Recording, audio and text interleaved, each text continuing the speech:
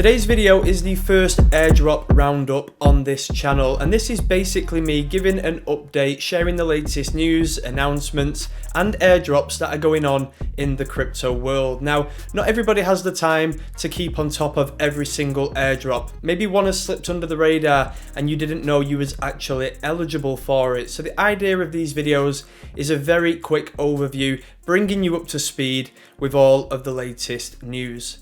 If you do enjoy these videos, please do drop a like, subscribe to the channel. Let me know if you like them going forward, because I will do more of them. But without wasting any more time, let's get started by taking a look at Dymension. So one of the biggest talking points in the world of airdrops this week was the launch of Dymension.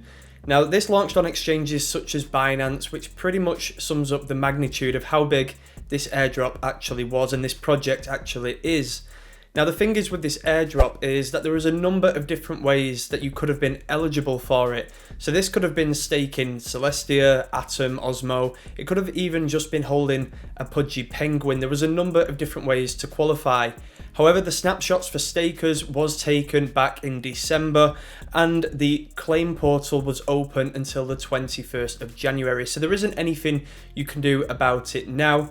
But one thing that a lot of people are doing with their Dymension tokens is actually staking them to potentially receive future airdrops that Dymension holders or stakers will be eligible for. So this is really interesting, and I'll leave a link in the description in case you did pick up a Dymension and you can decide whether you want to stake or not. But I mean, talking right now, the chart actually is looking pretty impressive.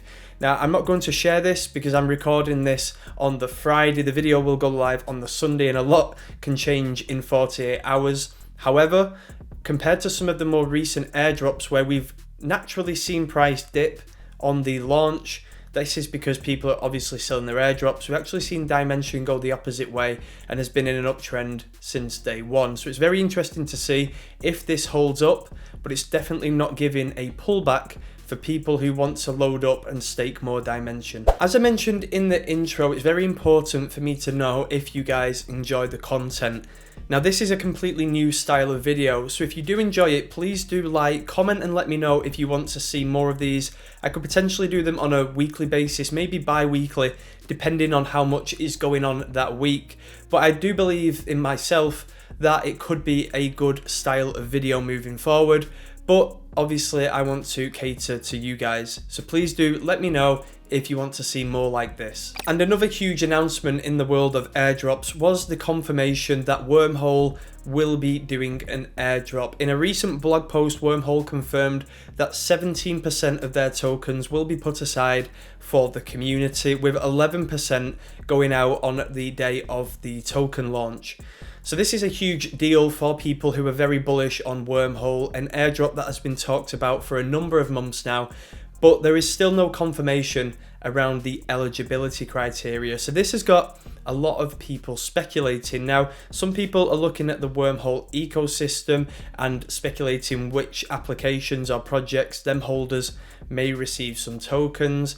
There's also been heavy rumors around the fact that Injective, Celestia, Pipe, and even maybe Dymension stakers may receive a piece of this pie.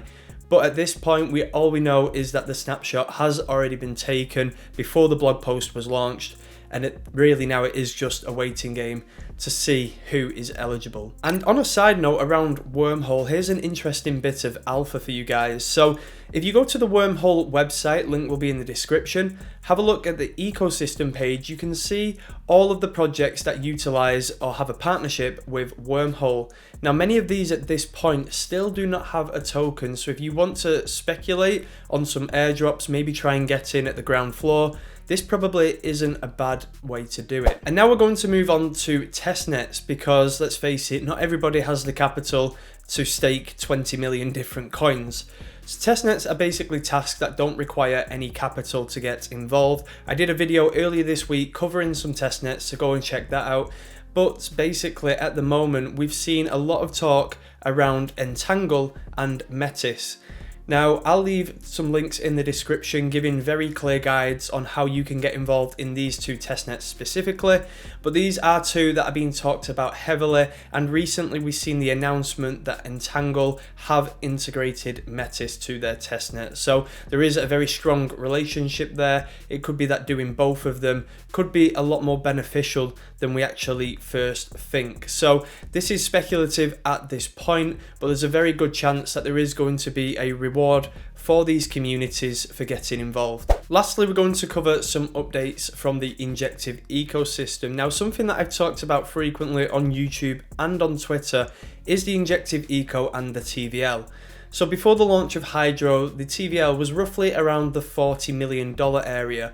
However, a huge DApp like Hydro did launch at the beginning of this month, and in the first week we've seen TVL for Hydro alone almost reach 100 million, and I'm sure when this video goes live 100 million will have been breached. Now this is huge for the injective ecosystem. There is still over 3 weeks left of this airdrop farming opportunity. It's basically around staking Inj through the Hydro protocol. But another huge update coming very soon is the launch of Mito Finance. Now, Mito is one of probably, if not the biggest and most talked about project on injective.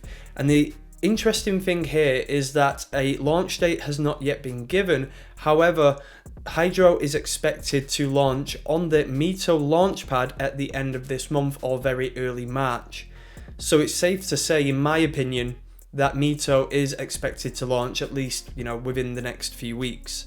So that is definitely something to keep an eye on, because with two huge players like Hydro and Mito both live, this could really get the injective ecosystem going. So that is all for today's video. Like I said a couple of times already, please do give feedback on the video. Like the video, comment and let me know if you like it, let me know if you don't like it, because your feedback is very important. I want to make content that is valuable for you guys, and without that feedback, it's very hard to do so. So with that being said, like, comment, subscribe, all of that good stuff, but please do trade safe, invest safe, airdrop farm safe, and I'll catch you in the next one.